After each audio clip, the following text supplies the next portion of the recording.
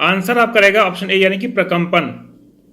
तो हवा के यहाँ पर कई सारे आपके होते हैं पर्यायवाची शब्द, जैसे कि हवा का क्या क्या होता है। हवा का आपका यहाँ पर वात होता है, वात हो गया।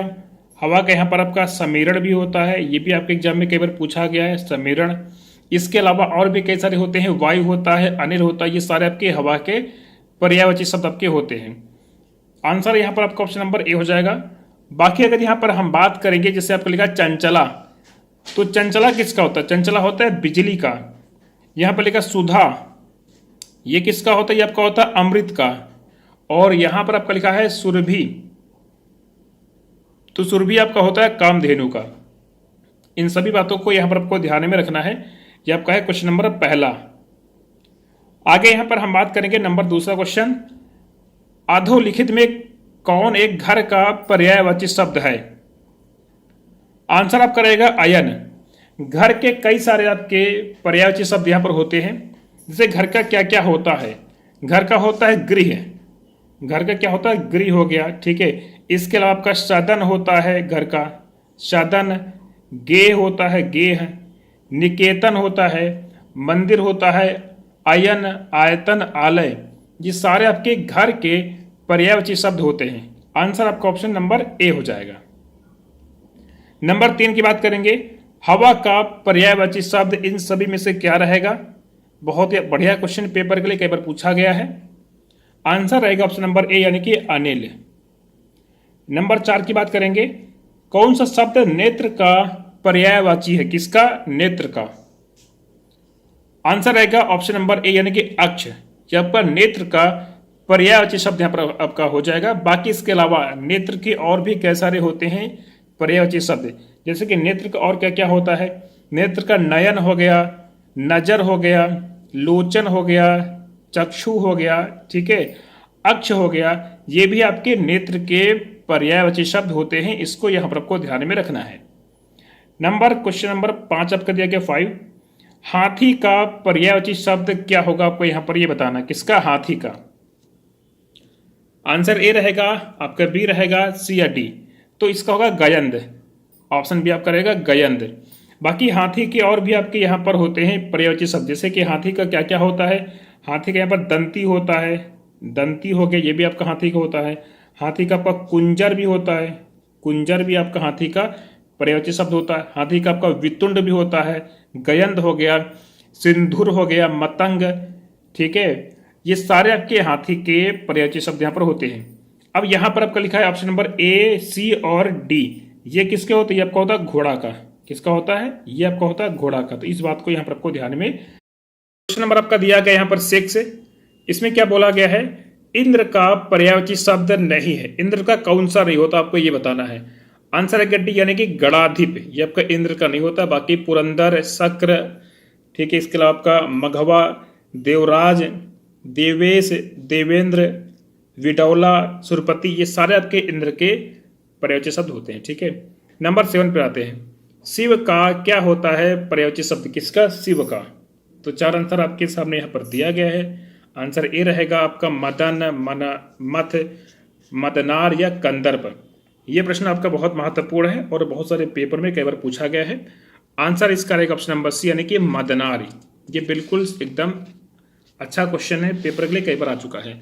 बाकी शिव के और भी कई सारे आपके पर्यायवाची शब्द होते हैं, जैसे कि आपका शिव का महेश होता है, महादेव, शंभु, उमापति, शंकर, भूतेश, गिरीश, त्रिलोचन, चंद्रशेखर, मदनार, ये भी सारे आपके किसके होते हैं? शिव जी के होते हैं पर्यायवाची शब्द।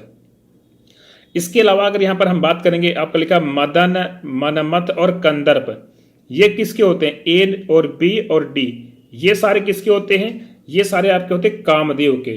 तो पेपर में इनको पूछता है, ये सारे किसके होते हैं? आपके होते हैं कामदेव के। इस बात को यहाँ पर आपको ध्यान में रखना है।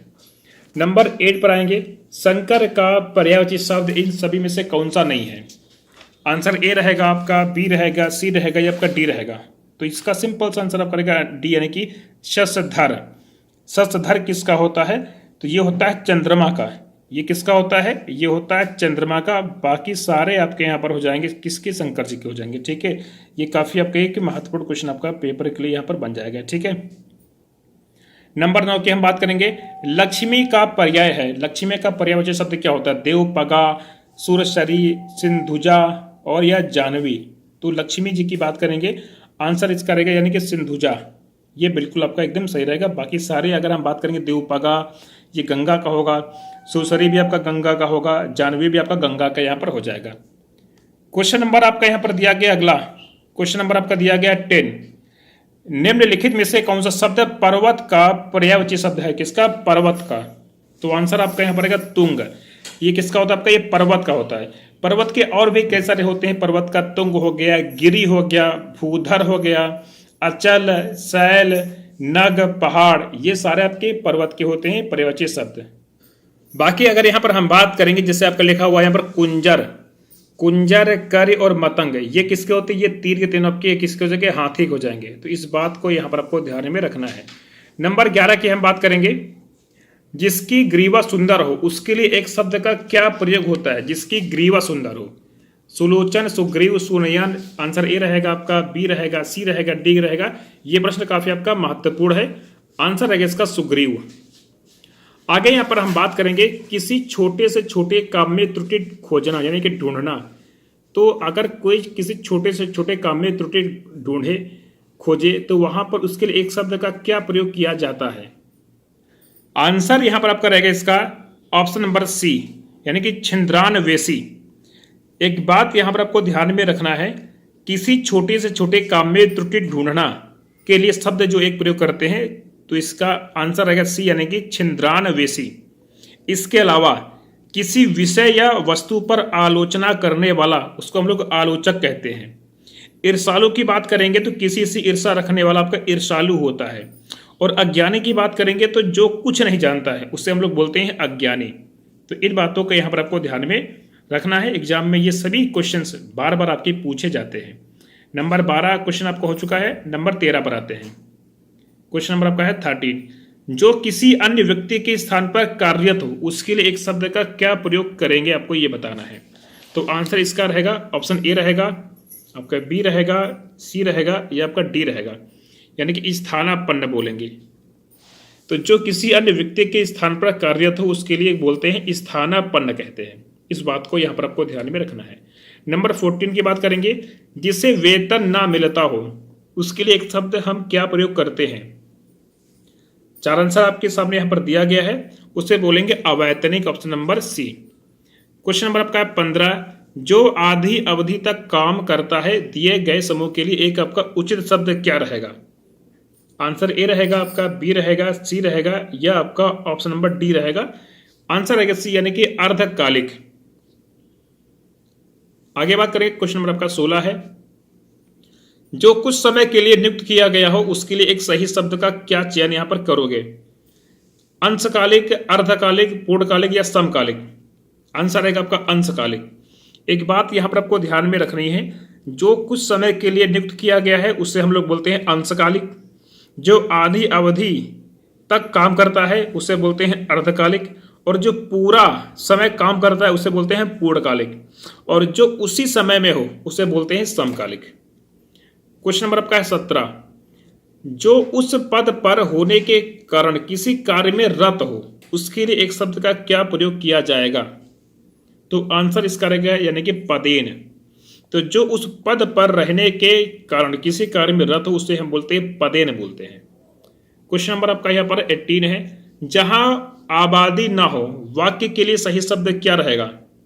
आंसर रहेगा ए, यानी कि निर्जन। नंबर 19 देखेंगे, जिसका निवारण ना हो सके उसके लिए एक शब्द का क्या प्रयोग किया जाएगा।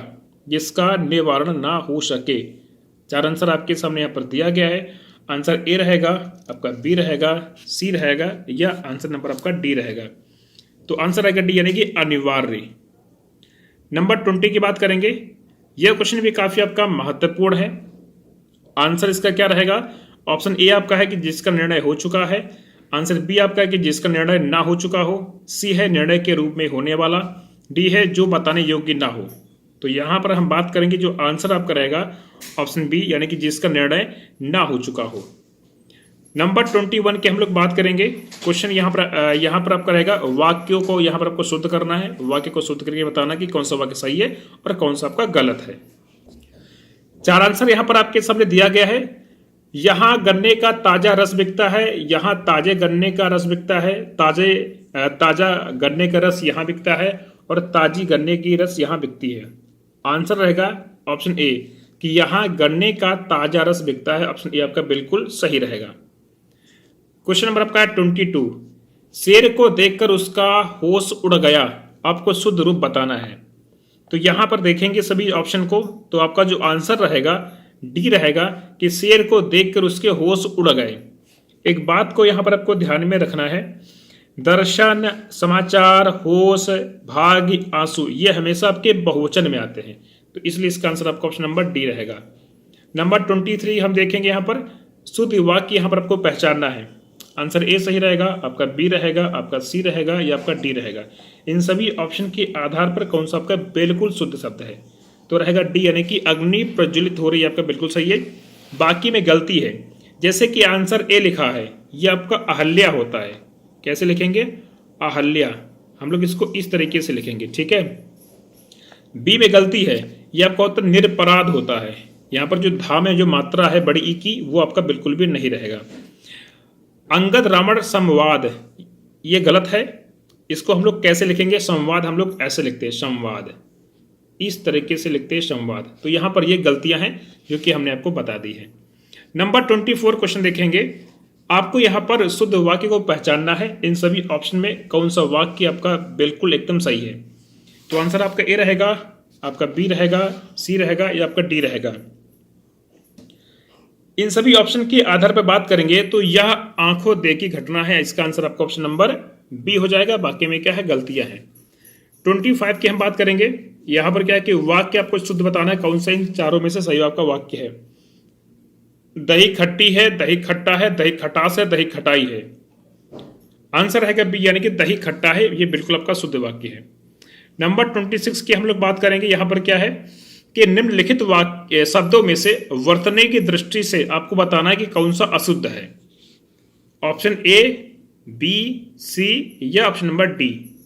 अब यहां पर हम बात करेंगे तो आंसर ए आपका बिल्कुल सही है, आंसर बी भी ठीक है और डी भी सही है, लेकिन आपका जो सी है इसमें गलती है, क्योंकि निरपराध नहीं होता है, निरपराध होता है। क्या होता है? निरपराध। इसको हम लोग लिखेंगे निरपराध। तो यहां पर ये बिल्कुल आपका सही रहेगा, यहीं पर ये गलती है। नंबर 27 की बात करेंगे। वर्तनी की दृष्टि से कौन सा आपका बिल्कुल सही? आंसर ए रहेगा, आपका बी रहेगा, सी रहेगा या आपका डी रहेगा। आंसर इसका रहेगा ऑप्शन नंबर सी, ये आपका वर्तनी की दृष्टि से बिल्कुल सही लिखा हुआ है और बाकियों में गलती है, क्योंकि अगर हम ए की बात करेंगे, इसको हम लोग लिखेंगे उपलक्ष्य। इसको हम लोग इस तरीके से लिखेंगे उपलक्ष्य।